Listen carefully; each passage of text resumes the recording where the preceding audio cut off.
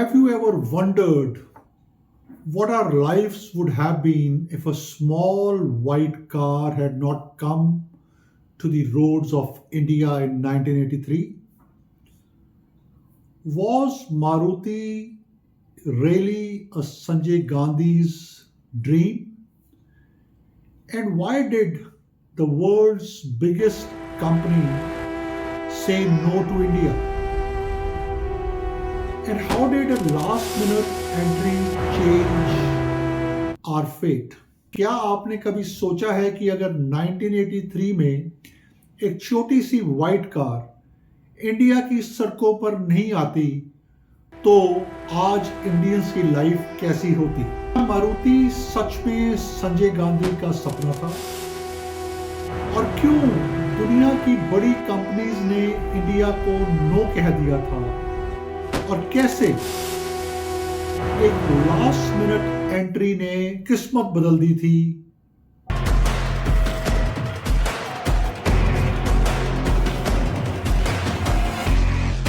Welcome, my name is Sukhpreet Singh Gyani and you're watching the channel Unfiltered Book Talk.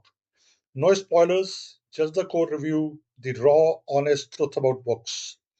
If it is on my shelf, it's getting a straightforward review. Let's talk about books.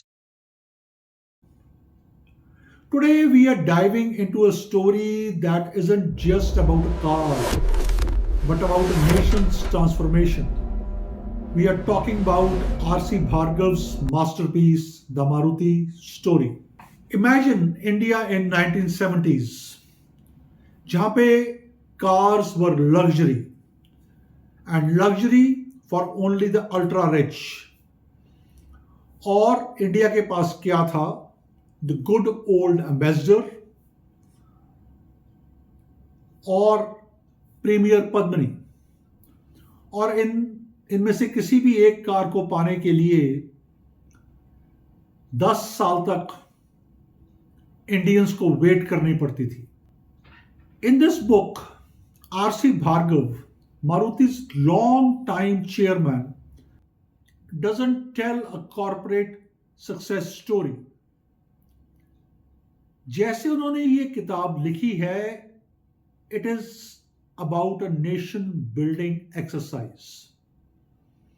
वो हमें बताते हैं कि कैसे 1981 में Maruti was formed and it went on to create India's modern car industry.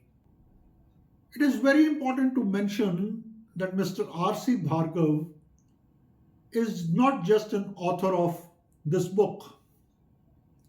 He was a top IAS officer and the man who led Maruti as its managing director and chairman from its very first days. Mr. Bhargav became CEO and later non-executive chairman and is widely credited with establishing the company as India's largest automobile manufacturer.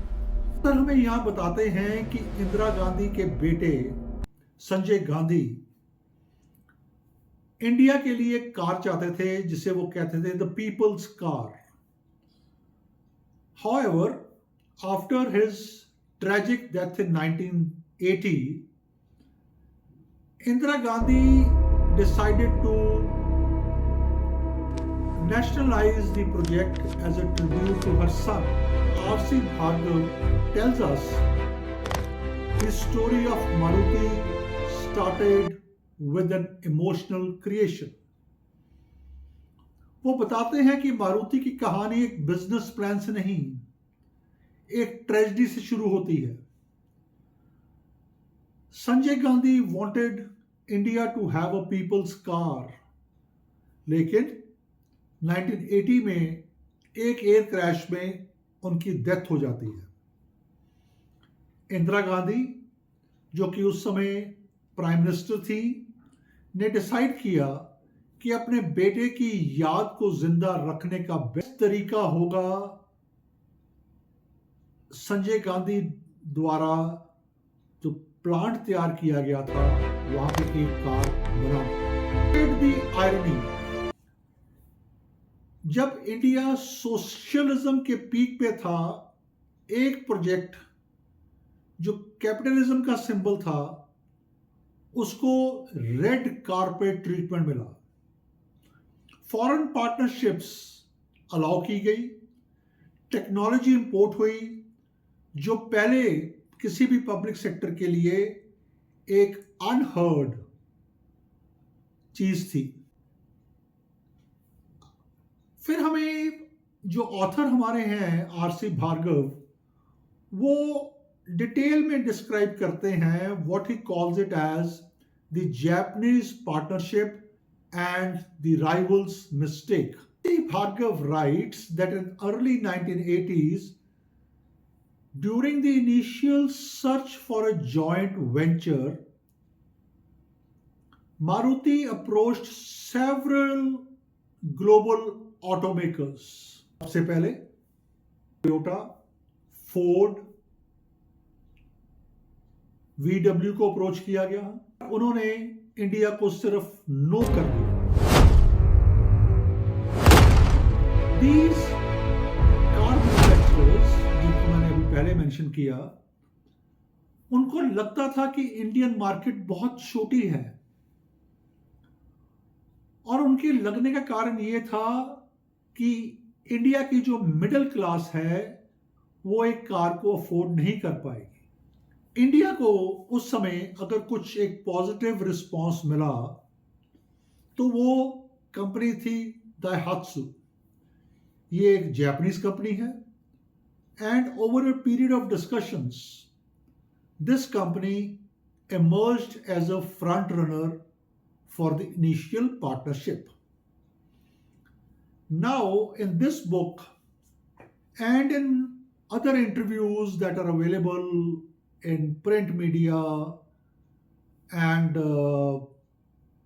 other TV channels, R C Bhargava वो हमें यहाँ पे बताते हैं कि during 1981 का visit to Japan, Daihatsu was the only company that appeared genuinely interested in partnering with the Indian government.